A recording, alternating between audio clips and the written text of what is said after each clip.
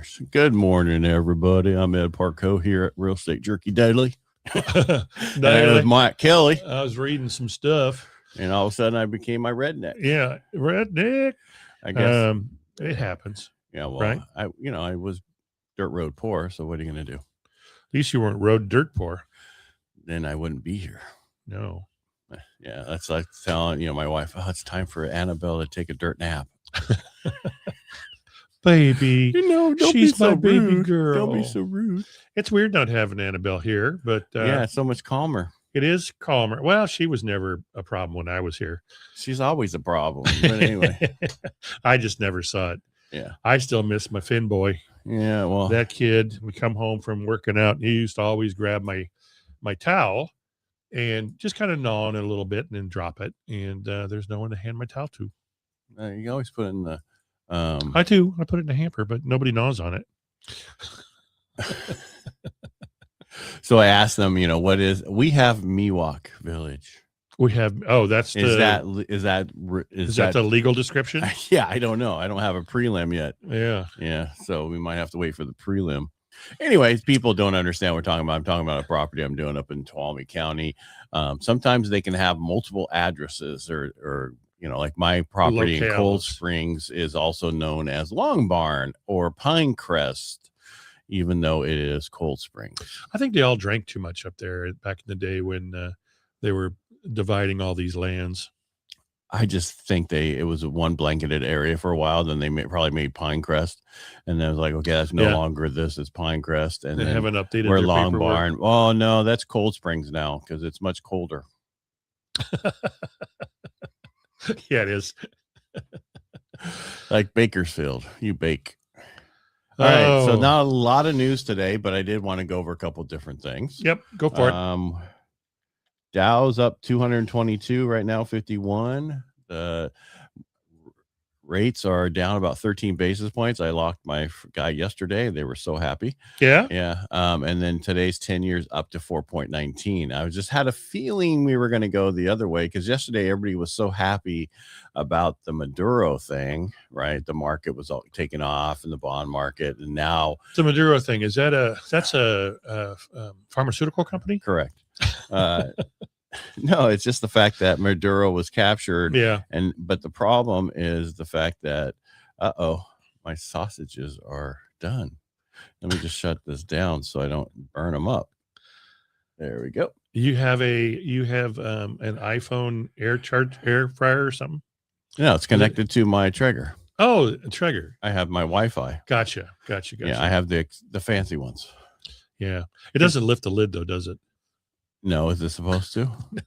That would be kind of cool. No, I don't want that because every time you walk over it, it's like those automatic toilets. Every time you walk over to it, they wake up. What? Yeah. You coming in here? I know. I'm so happy. Every time I use your restroom, it's like, hello, a light comes on, it starts flushing or rinsing the bowl. Yeah, just heating up the seat. Yeah, wants to make sure you're happy. Yeah, I'm a happy boy.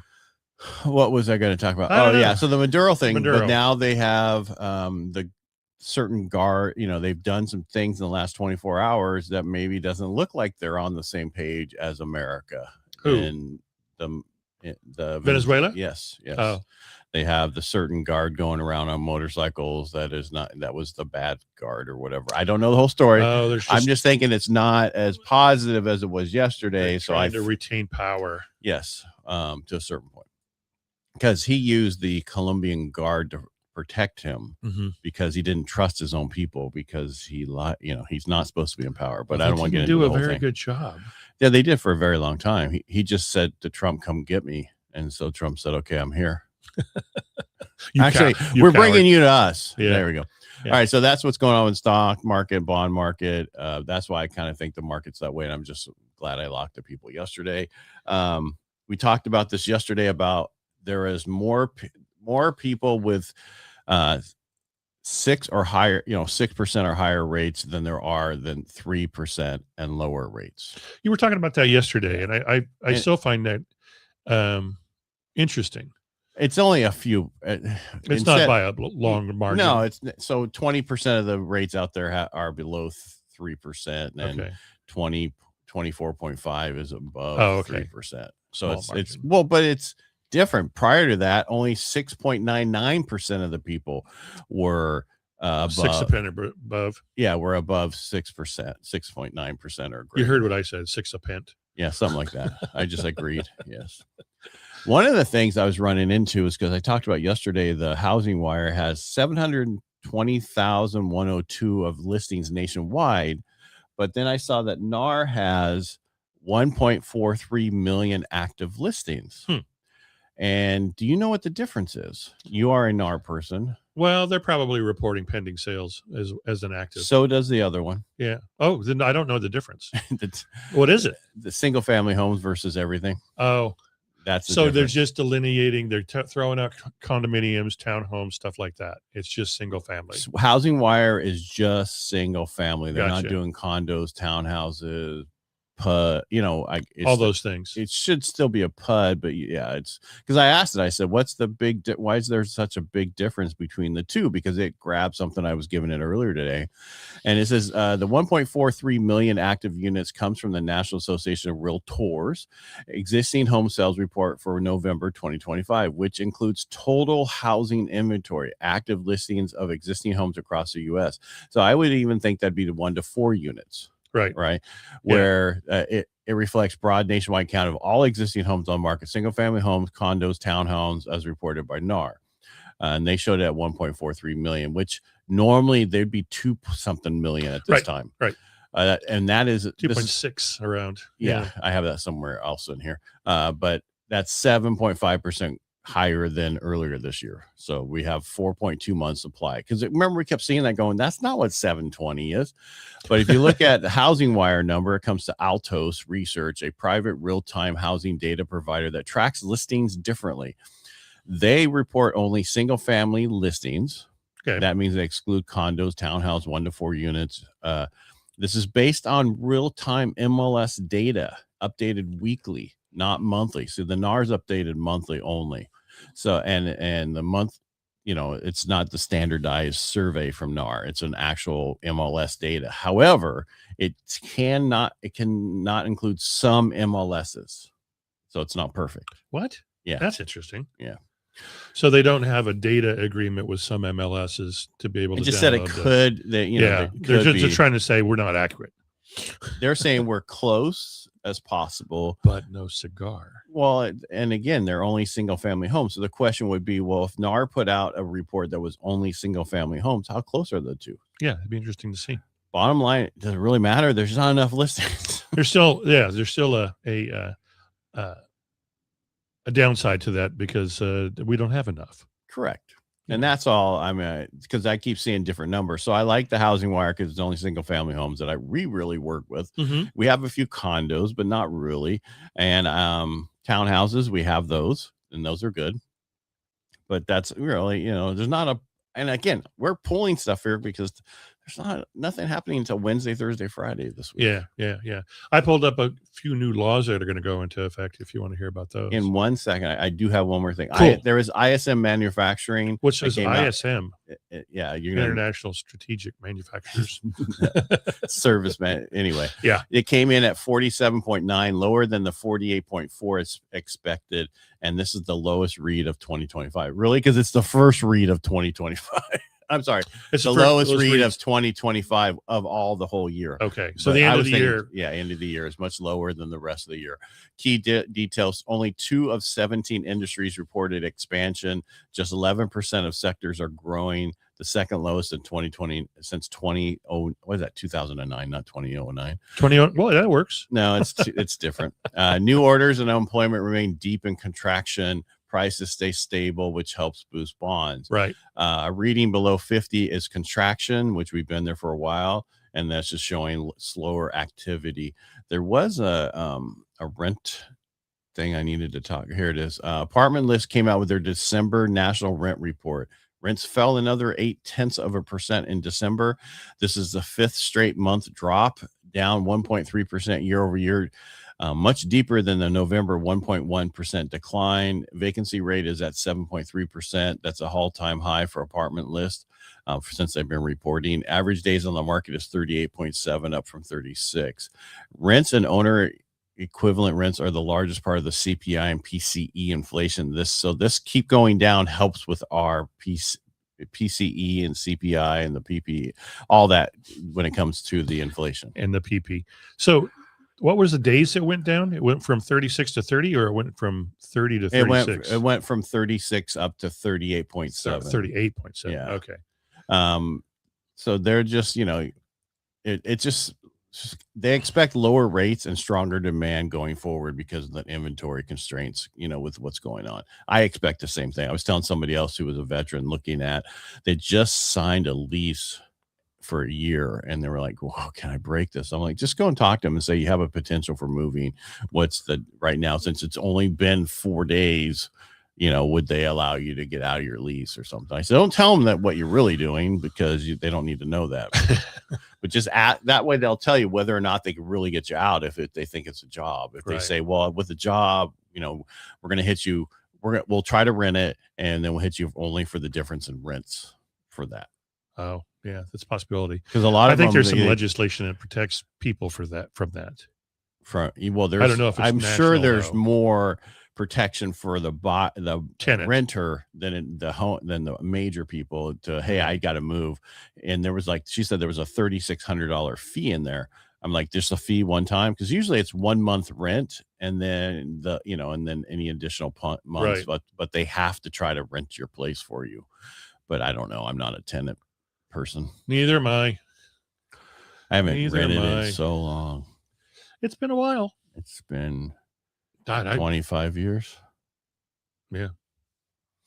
What are we? 20? We're in 26. 1996. It's been 24 years. Yeah. No, it's more than that, because that was when I was in San Diego. I rented before I moved up here in 2002. Yeah. So you good with your reports? I'm done. I'm sorry. Okay, that's good.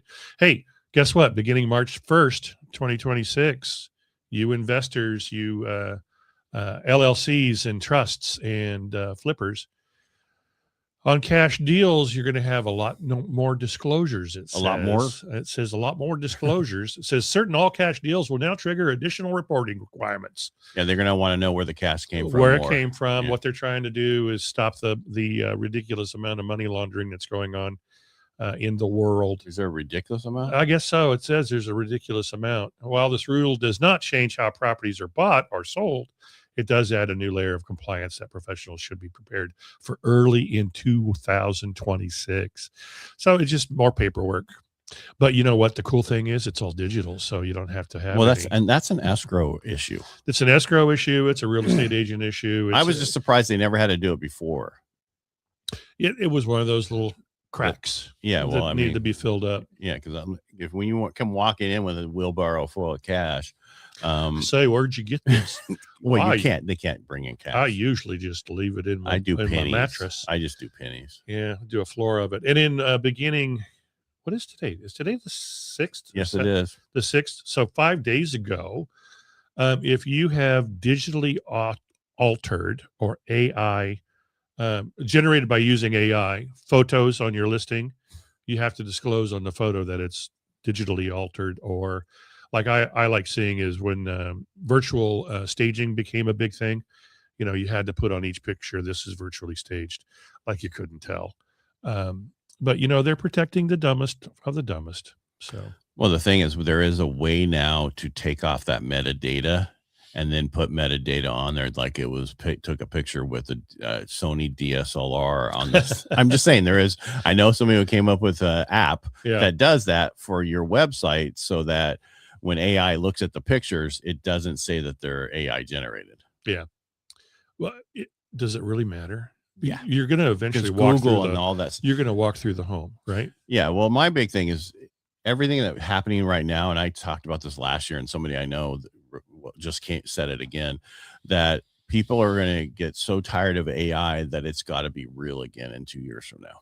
I would agree. Yeah. I would agree. Oh my God. People are going to want to see you. They're going to want to talk to you.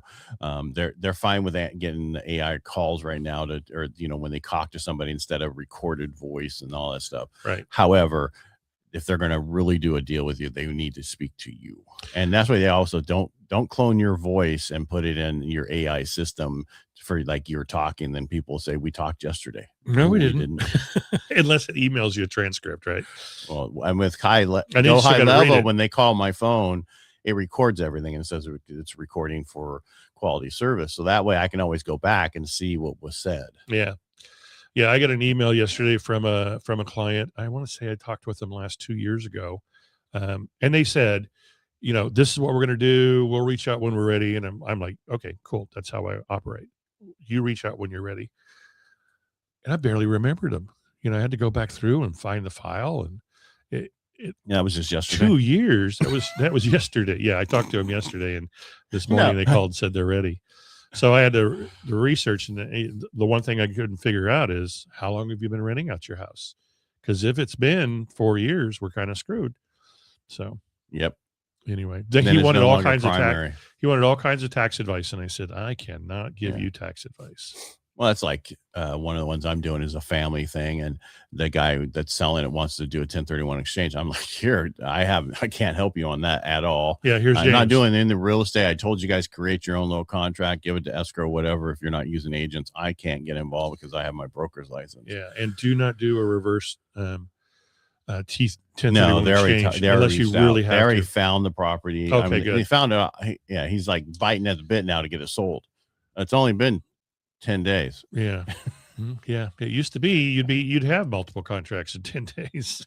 The issue I ran into is at this property, somebody had put a trash can in the ground. You were talking about that. Yeah. Yeah. They have a drain in the backyard in the grass that goes into this trash can, and then it fills up and goes out into the front. And I don't know if they had a pump in there at one time or whatever. And I'm like, and so it's a health and safety issue because you can walk. I mean, it's in the actual ground. So and it just had a lid for a trash can on top of it. So the appraiser stepped through it. Yeah. Yeah. I would have told him put some pallets over that or something so they couldn't see it, but that's just me. I would put some gravel and sand and rocks. Well, they turn it into a French drain. Yeah. And then, but the appraiser still, it's an FHA, still wants it to be inspected because he thinks they just put dirt in it and it's going to cause more problems because there had to be a problem in the first place for it being. I'm thinking, okay, are you an appraiser or are you an engineer? And what do you know about this property that we don't know about? I think they're a science fiction writer. I think they're just they're not making staying assumptions. in their damn lane. Yeah. Stay in your lane as the appraiser. Yes, I understand it's FHA. I understand there's certain health and safety issues. The health and safety issue was removing it so a child wouldn't fall into it. That's the health and safety. Well, he's worried about flooding. Okay, it's not like it's in a flood zone. And guys like, should I do a percolating test? I'm like, oh no, don't go that far into it. Just get somebody to say that, they're like, and I asked the underwriter, and because the appraiser's so on his horse now about the fact that it's. Oh, he's not going to sign off the appraisal until that's taken care of. Yeah, because it has to be re-inspected for for that and some paint issues. Things. And he wants somebody to say that it was done properly or whatever, because he just filled it in with dirt. No, he didn't, dumbass. He put a French drain in. Yeah. He put some guy down there French and just covered him up. Exactly. His last name was Drain. Oi. But did he drill holes in the bottom so it can percolate? You got to do a percolating test. Get a well, that's what he was like. Should I do I'm like, no, just have somebody sign off saying, because I asked the underwriter, I'm like, who can this be? A plumber, a landscape person? They go, yes, either or. I'm like, okay. Hey, Juan. Yeah. It's got to be a licensed bring person. Your brother too. It's got to be a licensed person. Yeah. And the company he works for, it has to do with construction. The guy has his contracting license. I'm like, that's fine. Just have him write a letter stating that it was done to proper standards and blah, blah, blah, and give it to the appraiser. Yeah. Just hopefully he gets down off his high horse. Yeah, well, stay in your lane, people. People like to think they're protecting someone. You're protecting no one. I could see it if there was we're talking about, no code enforcement comes out and checks my drains to the front of my house when I put them in. Yeah. And gosh, how come in the 1920s they allowed people to put trash cans in the ground? It wasn't that. The question is, why did whoever thought of this? It's like, really? Oh, there are I'm going to tell you something. There's subdivisions, I think even in Modesto, some older subdivisions that still have trash cans with, like the tea kettle lid. You step on it and the lid opens up and it's a trash can, and that's where they used to put their trash can. So it wasn't standing up, and it was it's in the ground. It's in the ground. Oh, really? And then they would step on the lid, it would open up, they would pull the trash can out and put it in the alley for the trash collector. Those are just old time things. This wasn't an old trash can. This was a rubber made type of trash can. Someone just didn't want to see the stupid can. Well, first of all, if you're going to do it, they had it like to collect water and then move it to the front.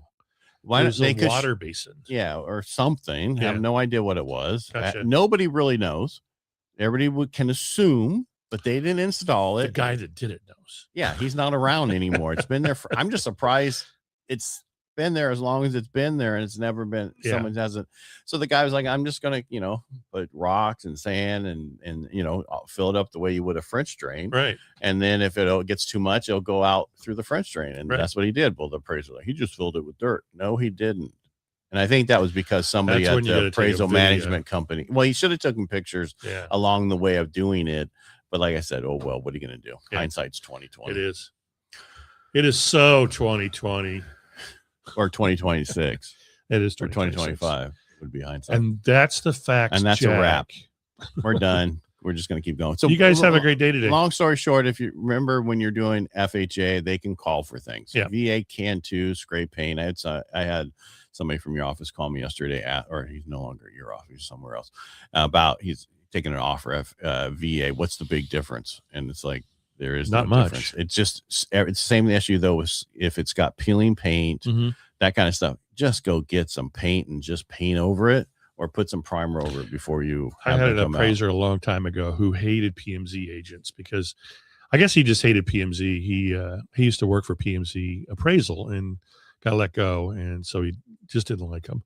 And there was a tree in a backyard that didn't look really good. Didn't look fantastic. It still had green on it. Made the seller chop it down. Really? Yeah. VA. It was a hazard. It was a health and safety hazard. He was afraid it was going to, even though it was leaning 30 degrees to the alley, he was afraid it was going to, a strong wind would come up and blow it into the house.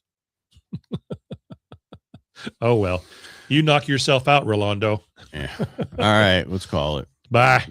Appreciate y'all being here. Thank you for listening to us. And Mike, thanks for being here. We'll be back tomorrow with some actual news about real estate numbers. Yeah. Local and just state local. On Friday. Yeah, there you go. There we go. And I have some other financial numbers tomorrow. Sweet. All right, make it a great day, and we'll talk to you tomorrow. Go kick butts. All right. Bye. Bye.